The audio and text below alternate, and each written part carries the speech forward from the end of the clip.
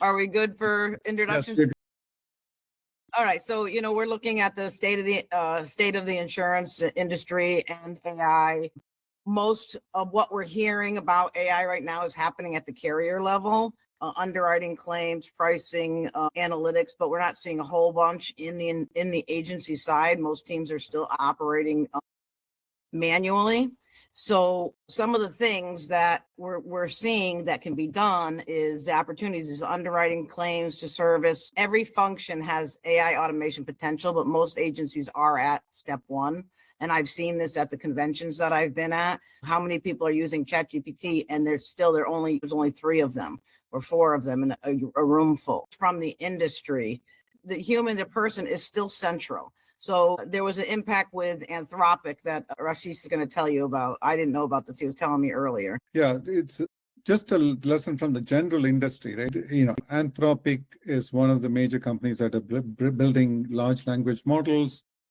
ChatGPT, pretty much everybody knows. They run, the company is OpenAI, but Anthropic is another company that builds large models, and their model is called Claude. Right? Even today, there was a news about them releasing a security-based model that is really apparently more powerful than some of the security softwares available. Then you saw like 20 different stocks down at least 5%, right, in terms of stock. 2 weeks ago, the same thing happened. And a couple of months ago, the coding engine got so good that people thought anybody could develop a software, right? Software that you use daily, Claude can spin it up within a few days or even a day. And then all the software services stock came down. So that's what is happening in the industry, but every single day there's something happening. So that is from the models itself, the companies that are building these AI models that are becoming more and more powerful. Kristen, you have a couple of examples from healthcare and prison. Yeah, I do. AI assists human decide, and that should be our standard, right? So, but I've seen some cases that were really amazing also in computer vision. One was with a prison, and in that prison with the computer vision, they can detect the exact moment where the situation turns aggressive or the prisoners touch each other. It will trigger an immediate response to the guards to come and handle that. So not after the incident, it's at the first signal of it happening. And that's what the shift is going to be. And now bring that into insurance. What could we do? What could we do? Can we detect the first signs of a claim going sideways? Indication of fraud, the first sign a customer is about to escalate. That's not automation. That's de-escalation. So another thing I had when I took my class at Johns Hopkins, my professor, Ian McCullough, he had built an AI-driven analysis to predict the compatibility of kidney donation for the patient, and he was able to save 3,000 kidneys from being discarded in 1 year. He also spoke about AI finding lung cancer that doctors aren't finding, and they're finding that anomaly. Another example they gave was at Disney World. They want to keep their parks clean. It's a simple thing. They put a sensor in the garbage cans. So now the sensor goes off, the employee goes to that area, right? So simple little things that you can think of to help your operation. And that's how we have to think about it for insurance. Beyond ChatGPT, it's not just about the prompts. It's about connecting the entire workflow from intake to renewal to follow-up. So you want to build for how agencies actually operate, all within insurance context built in and not just a text box. Where does your agency fall on that scale? And what's holding you back? On the screen, it shows your stage. Where are you? Tell us where you are. Not started, you're experimenting. Everyone needs to start learning, and we need to start upskilling our team, because our team, we want them to be involved in helping people protect their risk. That's what our job is. As I kind of took a step back and I realized insurance doesn't have a data problem. The problem I'm resolving is it has a document problem. It's got to be rebuilt after the producer enters it in for 1 carrier, 2 carriers, 3 carriers. They're entering all that information, but then you can't service that account. you'd have to re-enter it another time or wait for Yeah. the download. So Yeah. absolutely, rekeying, that's going to be one of the biggest things, and we're going to talk about that in the next slide, the real use cases, because it's really amazing what we can do. And rekeying information across the carrier portals, agency management systems, email and spreadsheets. I was working in Claude Coworker yesterday, playing around in it, and you got to be very careful. You don't want to put your private information in there, but you could organize tons of things in there. Producers are spending 2 to 3 hours on prospecting, on data, and not on client relationships. So that's where we need to change that with AI, not replace anyone. Do you have any other input from the state of the industry where we are and where you would like to go? With the help of Rajesh and his team, I was struggling with my leads management. So they helped me with that. They created one software and they helped me with that. On the carrier side, so a couple of CS, like I use EasyLinks. They are doing an amazing job. Like they came up with one unique feature where I want to see for any of my client, I just have to type in 2 words and they will up to date me with the whole year, with the whole client portfolio. On a daily basis, on a day-to-day communication with our client, I use Gemini and HubSpot. There also I am using those features. So now my workload and my CSR's workload has gone down to kind of figuring out all the details within our agency, within our Gmail and our portfolio, as well as we pull a lot of detail because I do personal side. So we do pull a lot of details from county websites and all. So from there also Gemini helps us to kind of pull all the details and provide us in fraction of seconds. So we are learning, but we are trying our best to learn all the AI tools from wherever we can use. Well, you don't want to, it's also about your workflow. So you want to look at your workflow first. You want to look at the clarity of what you're doing, and then you want to bring in the automation and add the intelligence. So it's I see a lot of agencies looking at a lot of tools. So the first thing is to look at your operations and your clarity, and how do we bring those tools in that is going to make us amplify our employees, amplify our knowledge without breaking trust with the clients that we've had for all these years. So, starting small and starting one workflow at a time is the right way to do it, and not overdo yourself with all the tools. So I think that's great. And I would second that, Kristen, because what I see a lot is that there's lots of shiny objects, meaning AI tools out there that are attracting everybody's attention. Nobody knows what to trust or what's going to work for them. And what I find in working with the members at Renaissance is, and I wish I had $1 for every time I asked an agency owner, if I was a new hire in your agency, what resources would you provide me to teach me how to do my job? And I usually get a version of something like, well, we don't really have anything written down. We don't really have a formal program, which really leads to they don't have any SOPs, standard operating procedures. They don't have them written down, which in my mind is a major problem.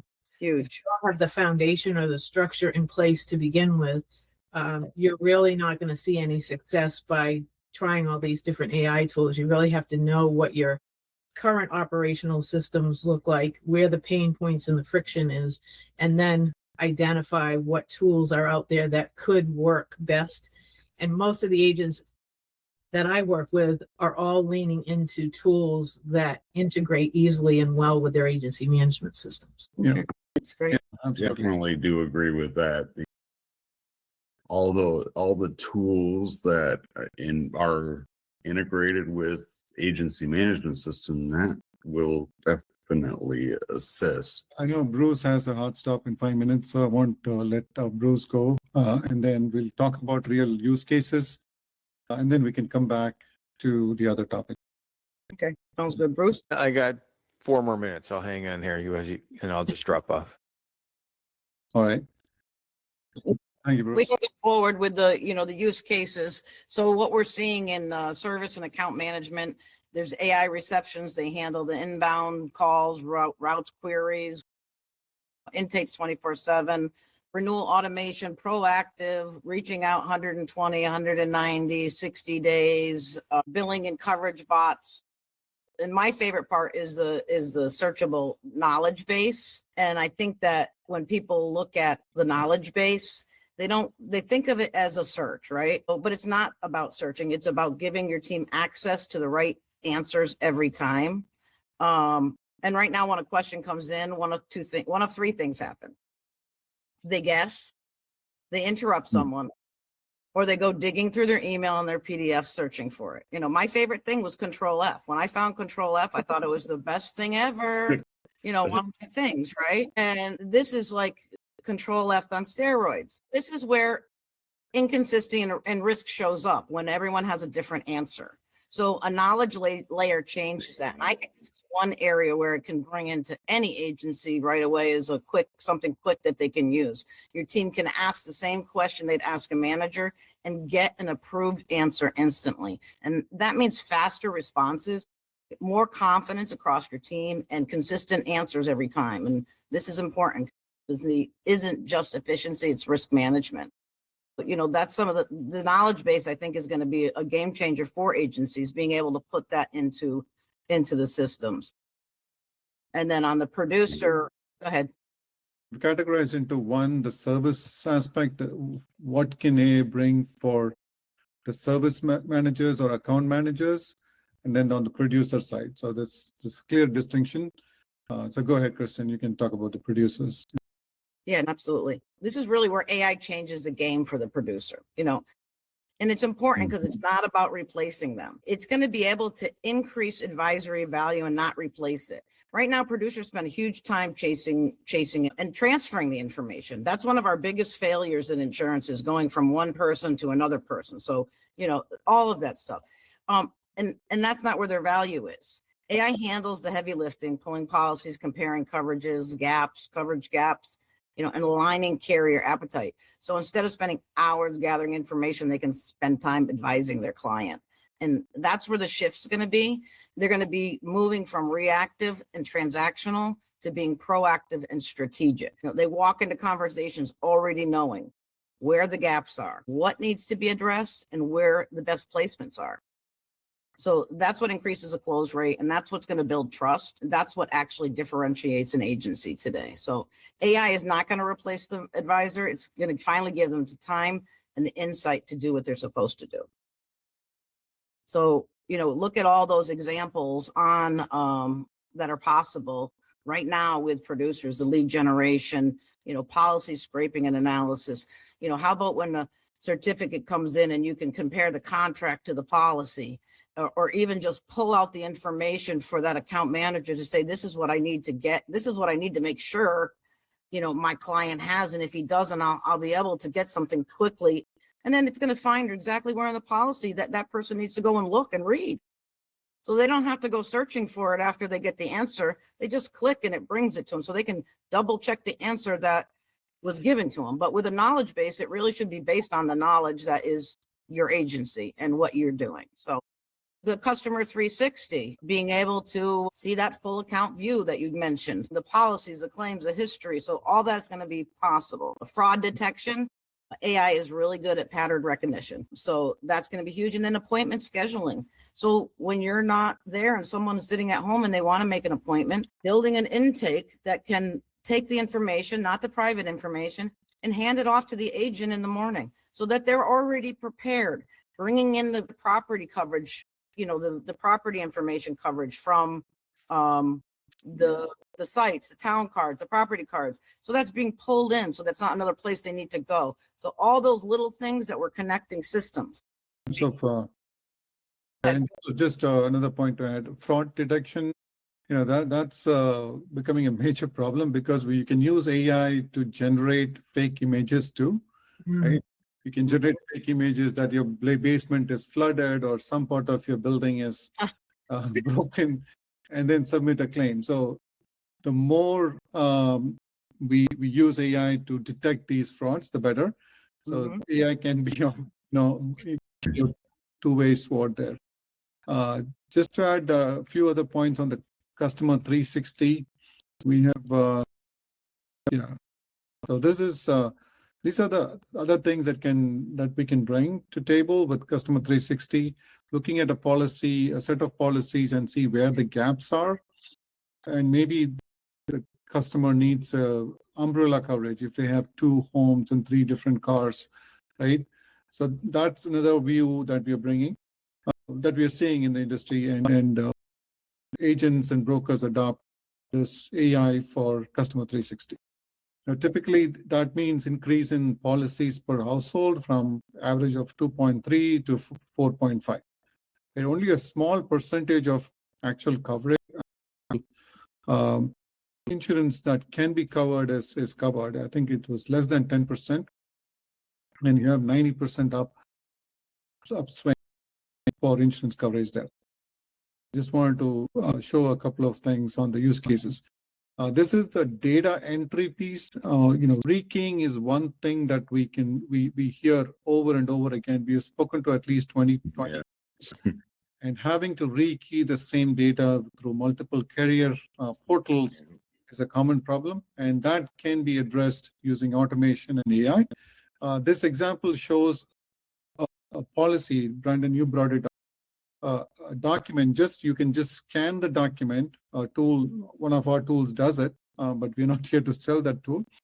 Just discussing use cases, right? You can scan the document, and the AI captures all the data, like details about the applicants, drivers, they have 2 vehicles, the coverage that they have today. All of that is captured. And if you want to quote from multiple carriers, all you need to do is open the portal and then just paste these values into the portal, right? So it's 95% of rekeying is taken away. So this is on the data entry piece. And from a customer policy 360 I just covered earlier, once you scan the same type of document or even look at an existing policy they have, AI can be used to analyze from a broader perspective what are the gaps. So in this case, this is a policy that has home, umbrella, and auto. AI identifies the coverage gaps. Here it says the home policy does not cover flood loss, right? So this is an intelligence that AI can bring to the table, and the agent communicate to the customer to provide additional coverage. So you just wanted to cover those 2 real use cases that we're seeing in the industry. Go ahead, Christian. Is that something you guys are seeing as well? I just want to get your thoughts, all of your thoughts as well. I did see I saw your comment, Brandon, about the data. The data has to be clean. If it's not clean and it's not ready, it's not going to work. And that's part of operations. So that's what you have to look at before you bring those tools in. You need to make sure that they're ready for them, because it could increase risk. It amplifies that bad data. Right, it amplifies that data. So absolutely, the data has to be good data. Yes, absolutely. It definitely has to be structured well, and it really is. So, anyone else have anything? Yeah, maybe I don't think you had a chance to talk about your agency and where your team is losing hours. If you're willing to just let us know, just share, please. I don't have enough information, really. I have 2 virtual assistants, and I don't know how much they're using AI. I use it for composing emails to customers. I use it to research coverages, and mostly to compose emails. So I'm kind of just on the edge of using AI. So that's why I'm here. Yeah, absolutely. And that's great. And that's exactly, just the knowledge base could be something that could be huge for you, because again, you're looking up that information on ChatGPT. Well, let's get it from actual documents that are insurance related, so that you're getting that information, that knowledge directly from where that information should be coming from. And then you include AI for other things. And I've only used ChatGPT. I am a member of some insurance agent groups, and I know they talk about a lot of the younger people are more advanced on using AI, and they talk about Claude and Mhm. some other. Yeah, there's I there's there's a lot of them out there. They're all competing against each. Maybe one's going to come above the other, but I swear one day it's ChatGPT. Right now, I think it's Claude, but you can't afford to have every tool out there, and it's hard to learn them all. So start with one and start asking questions. See what it can do for you. Just don't put any private information in there. Yeah, Claude asks, you know, you need to kind of give it why you're doing, like, you need to give it like a whole synopsis of like a process. You need to kind of, you know, walk it through what you're looking and, you know, what you're looking to resolve in the long run, big picture type thing. And then it analyzes it. It gives you mixed messaging when you just give it like what you would give ChatGPT, how ChatGPT, you know, answers everything. Claude, you know, you need to kind of give it a little bit more of a structure of a request. Thank you. Yeah, thanks, Brendan. Thanks, Amy, for sharing that. Yeah, if you're thinking about adopting AI or thinking what AI can do for me, we can spend a couple of hours or an hour or so to just understand your workflow and just give you options, right? Options where you can use AI. Could be just a free 1 to 2 hour session, and then you can take it from there, right? So that's something we want to offer while you are there, and because you're already thinking about using AI. And the only way you're going to know where it's going to fit into your agency is to figure out those pain points and go from there. Yeah, absolutely. So even without AI, right? AI can solve problems. Just wanted to get everybody's thoughts on where you think is your team losing hours, doing the same repetitive tasks maybe, or losing leads, or losing customers who are yet to renew, could have renewed, right? Those type of things. Where is your team spending most hours? I think that the main, so sorry, I didn't mean to cut anybody off, but No, go ahead, Brendan. Go ahead. where you get, I mean, where your CSRs lose the most time is they have a schedule that they want to get out, renewals today, 7 next week. They want to stay ahead of those renewals on that curve for next week's renewals. All those should already be done and ready for the producer like to go meet 30 with to 90 in days person. ahead of time, right? Yeah. So, and that's where the producer, like a producer wins a new account. The CSR gets taken off of their tasks, of their daily, what they were planning to do that day, and has to manually re-enter 93 vehicles, 54 drivers, there's 72 lost payees. That is a multiple day project. Right. And that doesn't have to be anymore. It's amazing. So yeah, the 90, 60, 30 day touch point, and it's all automatic. And then you can set it up into a cadence. So they're getting contacted year round during the holidays. The biggest part of our job is our renewals. That's where our money comes from. Obviously, we want to write new business. We want to grow, but you also grow by retaining your clients, because prices go up normally. They don't go down. Retention. The other thing that it's going to be great at is as lead, gathering those leads when you're not there at work. People want to do their stuff when they're home. So if you can stop that lead decay and get that client in, speed to lead is the biggest thing right now. And the first structured response is going to win the business. So these are all the things. And we're putting our service workers, our account managers, they're doing tasks that we don't want them to do. We want them to spend time advising. We want them to spend time cross-selling. We want them to spend time upselling. We want them to listen to the client instead of jumping off the call because they got to get to their next transaction, right? So if we can give them back that time to be able to do that, our team is going to be so much better, and they're going to be so much happier, because I know that my account managers are always looking for how can we figure this out to make it easier for you, because they're going home and they're just got so much on their backs. So if we can make that better, then our retention is going to get better with our employees too. If we can make it a balanced workplace where they're not freaking out on tasks, that's what AI is going to be able to help us do. And I think that's one of the biggest things that I find and I think about, because I know that our turnover in our industry it has not been great, especially in the last few years since COVID. I don't know what you've seen, Sue, but I think that if they're happier, they're going to stay. And I think this is one way we can do it.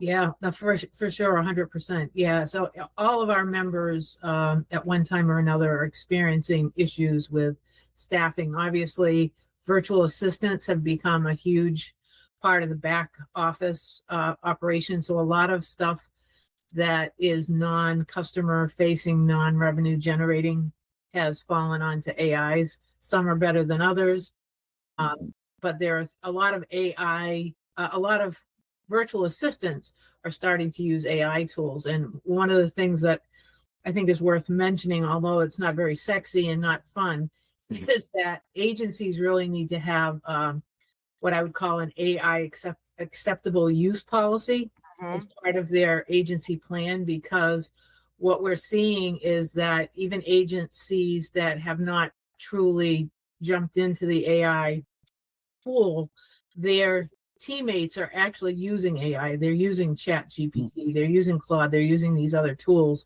and they're not using paid versions. So they're putting the agency's personal private client information in public tools.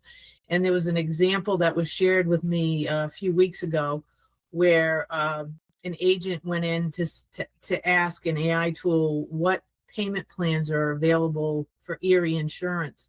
And what they got back was not only the payment plans, but they actually got back a full copy of a deck and policy of an actual insured, unredacted. So somebody somewhere along the line had dumped that information in, and when this person went in and did the search, it showed up as an attachment. So I think it's important that you have some kind of an acceptable use policy, even if you don't have formal AI tools, because your teammates, the folks that are working for you, are probably using them and you don't even know it. Yeah, absolutely. Education for the staff is going to be one of the biggest things that we need to implement in every agency, and then having a governance policy of what's allowed, who's making those decisions, who's accountable for when it goes wrong. All of those things need to be brought into the situation before we want to implement, but we have to implement safely. And what you said, Sue, is absolutely correct, because people are going to put in the wrong information and they need to know how serious it is. Yeah, absolutely. I think security is and should be number one when you look at implementing a solution, and even an AI solution. And that's why we take security very seriously. Oh yeah. As well. Yeah. In terms of the leave decay, Kristen, you touched upon it. I just want to throw out one option for that is using an AI receptionist, where it could handle the calls when you cannot take the calls, right? Outside of office hours or weekends, or when you're on vacation, you can configure an AI receptionist to handle the calls and capture the data, right, from your leads. So when you look at your system, you can have a comprehensive view of what the customer is asking for. So you can talk to the customer intelligently when you call back. So that's another AI use case in addition to the one that we talked about, with manual data entry and then avoiding repetitive tasks, and looking at a policy and comprehensively view what is missing, what else is missing, right? So we showed that those two screenshots for those two use cases. So in addition to that, I wanted to bring up this AI receptionist, where you can set it up to handle calls for you. I've seen some of those out there too on the market. They're pretty amazing. Oh, and the voice is pretty amazing too. Absolutely. We have one that's in beta testing right now that we've built, and it was presented to me. And if I didn't know it was an AI, I would have never guessed in a million years. It was very impressive. Very impressive. Yeah. You can configure your own voice to be the receptionist as well. Yeah. They have an avatar that has my voice. and avatars get better at it. But it does sound like my voice. So if people are listening and they don't know me completely, even my friends listen to it and they're like, I said, is that me or not? And they're like, yeah, that's you. What are you talking about? And I'm like, listen. So I want to tell people it's AI too. I don't want to be, hiding it behind it, but it's pretty cool. So Yeah. One thing I think about with all of this is without structure and control, the tools are just going to create noise, and with structure and control, you're going to get results. Yes. So you just have to pay attention. Vigilant in that. Yeah. Go ahead. Yeah, my platform, it does have to be approved by a licensed insurance professional before use, but it is, you want to make sure that what is, has been structured from the document that's been uploaded is really usable immediately. So Absolutely. Like I work with these guys, they're engineers and been doing AI for years. My background is domain expert. I've gone in and learned AI and everything for the last year, but my part is operations and bringing it in. And I want to bring in engineers like them to be able to build, because I do worry about safety and risk, and that's one of the most important things that we have to make sure that we're protecting. Yeah. And one of the things that comes up with our member agencies is they talk about E&O, right? So they say, so if we're using an AI tool and we end up with an E&O exposure, is who do we blame, right? And they're always looking for someone else to blame. The reality of it is trust but verify, right? So choosing a tool and you're using it, you're responsible. You're not gonna evade that E&O exposure. You're still on the hook. Yeah, absolutely. So that's where this human in the loop comes in. yeah. AI can be your assistant. It cannot approve, especially insurance being a very regulated industry. The way any workflows should be designed and the way we design the workflows or using AI, we always introduce this human in the loop. Right? We make the life easier for the agent and the broker, but the final validation is always done by the human. Oh, I'm sorry. I didn't mean to cut you off. I just said it always needs to be that way. Always, you're the one sending out the certificate of insurance. You need to make sure the data is actually correct. Right. Absolutely. And that's one of the biggest things. You can gather information. They had that CSR, and so that just gave out standard certificates, and that's fine. You can do that. But if one of the questions should be, do you have a contract?